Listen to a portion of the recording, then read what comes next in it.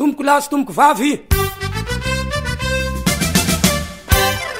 Izay vady saminy miofana atao amin'ny sehatra sosiolojia nanapa-kevitra hoe andao tsika anokatra sekoly fampiofanana tantsaha amin'ny hoe fifandraisana amin'ny tany.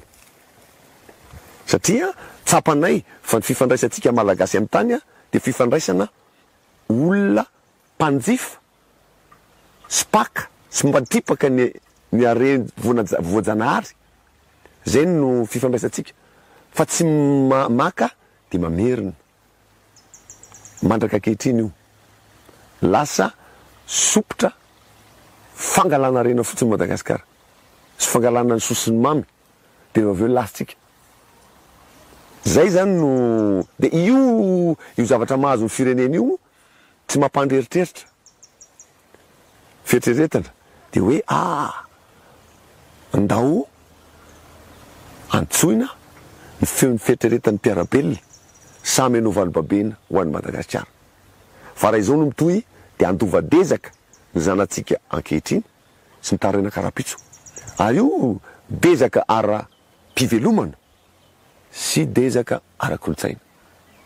Zay ny miandrentsika raha tsy dian'izao manova ny fomba fifandraisantsika amin'ny Madagasikara tsy ho fifandraisan'ny mpanjifa manjifa fotsiny fa fifandraisana nahazo dia mamaly soa.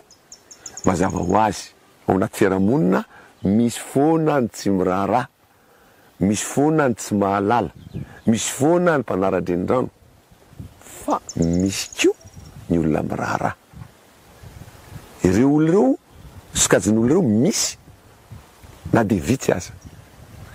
Dia ity antso ity zany miantefa amintsika rehetra izay miraharaha an'ity Madagasikara ity satria ametraka lova soa ho an'ny zanaka ankehitriny sy ny taranaka rampitso ary amin'ny alalan'ny herim-panahy sy ny fieritreretana hoe manao valobabena amin'ilay nosy satria nahita soa dia averina ny soa. Saotra tomboko lahy, saotra tomboko vavy.